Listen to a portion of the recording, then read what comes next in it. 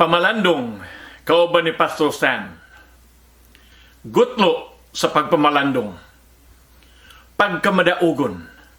Kini ang atong pamalandungan karon. Pagkamadaugon.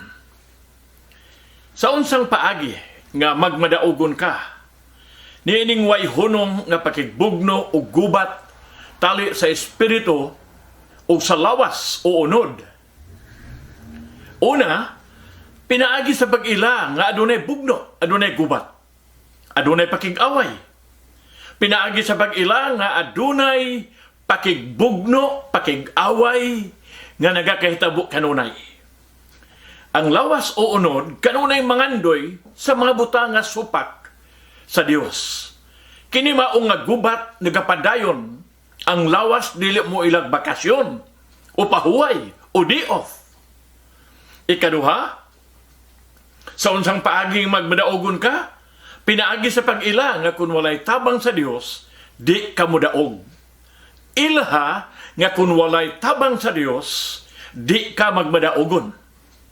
Sa imong matinud-anong pagpailalom sa Dios, makakuha ka sa iyang gahom, ilalom sa matag pagsulay, nga sa daw-adlaw mag-aabot kanimo. Ug ang imong disiplinadong paghimo niini, makapatubo kanimo diha sa katakos sa pagkamadaugon. Sa mga kaduol ka kaniya, magakakusgan ka usab sa pag-atubang sa pagtintal nga mag-aabot.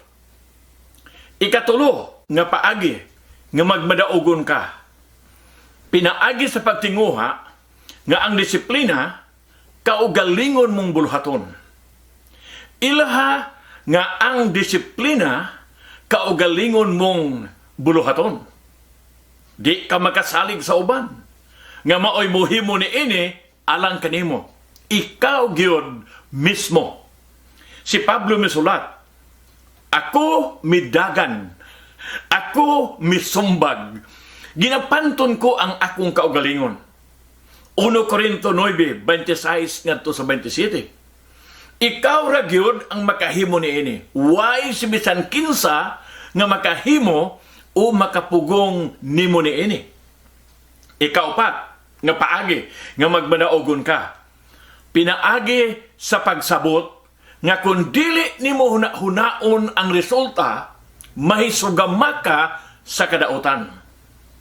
Pinaagi sa pag-ila o paghuna-huna nga kung dili nimo iluhon ang resulta ni unya, may sugama ka sa kadautan.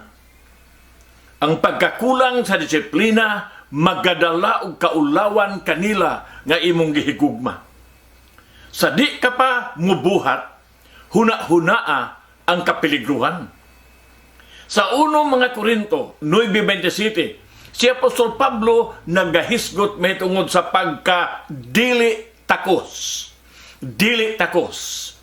Nagkahulugan kini nga sa mga mata sa uban, nawad-an ka na sa ilang pagtahod kanimo. Nawad-an ka na sa katakos nga gamiton ka pa sa Dios. Dili takos. Nagkahulugan kini nga napasakitan mo ang kausa ni Kristo Jesus sa diha sa mga mata sa kalibutan nga nagatan-aw niini.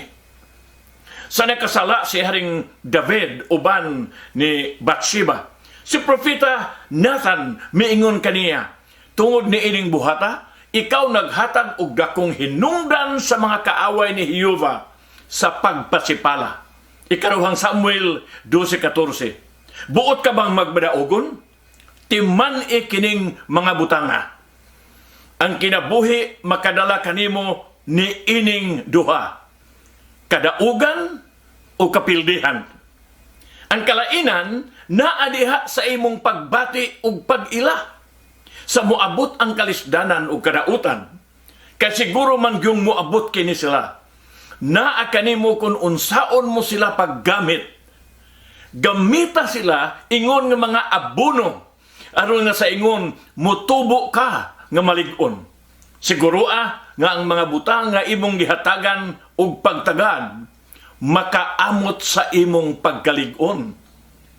Pangutan ang imong kaugalingon. Kini mahinungdanon ba? ug makaamot ba sa kalambuan o sa kapakyasan.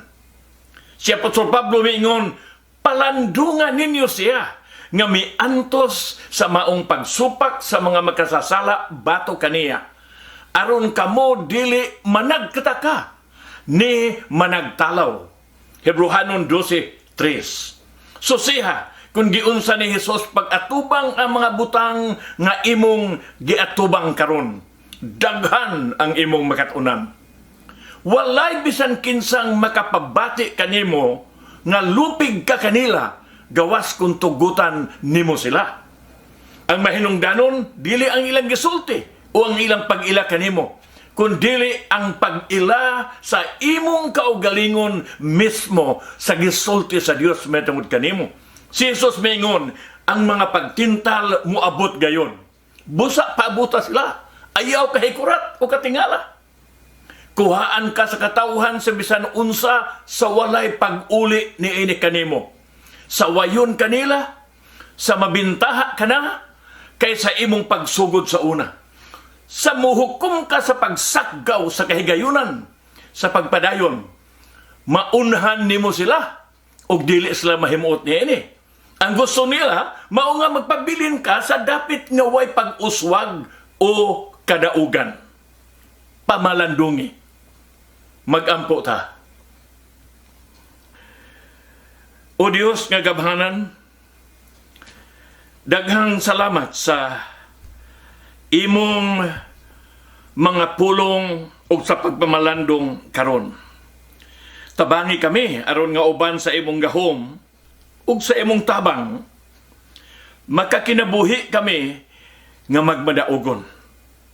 Dili sa among kaugalingong kusog o katakos, kundili labaw sa tanan uban sa imong tabang, sa imong gahom, sa imong kaluoy. Pasaylua kami sa among pagpasagad lang labot sa mga butang nga mahinungdanon kaayo alang kanimo. Sa imong gingharian ug sa imong pagkamatarong. Salamat o Dios nga ikaw mahigugmaon ug mapinasayloon kanamong tanan. Salamat sa imong grasya ug kaluoy o Dios. Sa ngalan ni Jesus. Amen. Amen. Ang Dios magapanalangin kanimo ug kanatong tanan sa maligayaon gayod, karon ug sa umaabot pa. Hangtod sa sunod Martes dinhi sa Amerika, ug Miyerkules diha sa Pinas ug sa ubang dapit. Pag-ayo-ayo.